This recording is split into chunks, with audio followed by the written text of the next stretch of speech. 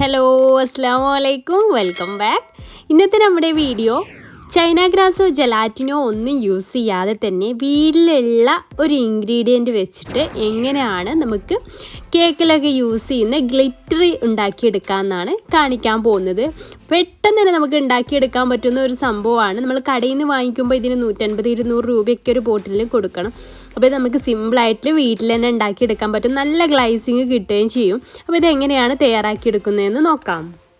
ഇനി ഒരു പാത്രം എടുത്തിട്ട് അതിലേക്ക് 1 ടേബിൾ സ്പൂൺ കോൺഫ്ലോർ ചേർത്ത് കൊടുക്കുക. നമ്മൾ ജലാറ്റിനും അതുപോലെ ചൈന ഗ്രാസിനും ഒക്കെ പകരമായിട്ട് കോൺഫ്ലോർ ആണ് കേട്ടോ ഇതിലേക്ക് യൂസ് ചെയ്യുന്നത്. അങ്ങനെ ആ 1 ടേബിൾ സ്പൂൺ കോൺഫ്ലോറിലേക്ക് 1 കപ്പ് വെള്ളം ചേർത്തിട്ട് നന്നായിട്ടൊന്ന് മിക്സ് ചെയ്ത് കൊടുക്കണം. അപ്പോൾ 1 ടേബിൾ സ്പൂണിലേക്ക് 1 കപ്പ് വെള്ളം കേട്ടോ.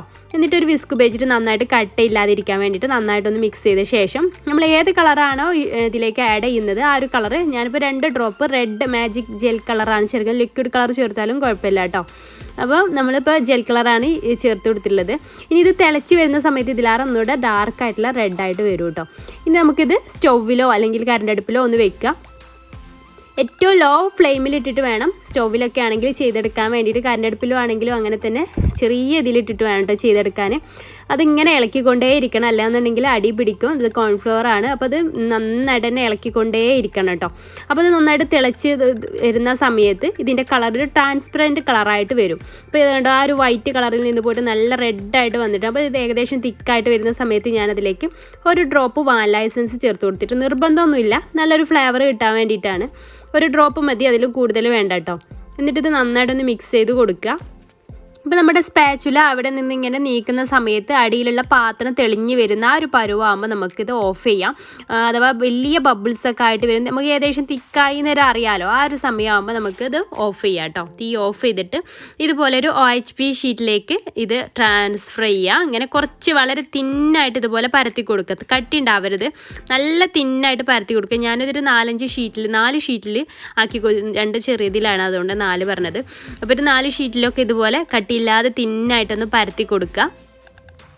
OHP ഷീറ്റ് അല്ലെങ്കിൽ ക്ലിങ് ഫിലിം റാപ്പ് ഉണ്ടാവുമല്ലോ, അതിൽ ചെയ്ത് കൊടുത്താലും മതി കേട്ടോ. അതുപോലെ എന്തെങ്കിലും പെട്ടെന്ന് അടർത്തിയെടുക്കാൻ പറ്റുന്ന ഏതെങ്കിലും ഒരു ഇതിൽ ആക്കി കൊടുക്കുക. എന്നിട്ട് ഇത് നന്നായിട്ടൊന്ന് എല്ലാ ഭാഗത്തേക്കും സ്പ്രെഡാക്കിയ ശേഷം ഇത് നമുക്ക് ഞാനിപ്പോൾ ഇത് രാത്രിയാണ് ചെയ്യുന്നത്. എന്നിട്ട് ഒരു ദിവസം ഫുള്ളായിട്ട് ഇങ്ങനെ വെച്ച്, പിന്നെ കുറച്ച് സമയം ഇവിടെയും വെച്ചു, വെയിലത്തും വെച്ചിട്ടുണ്ടായിരുന്നു കേട്ടോ.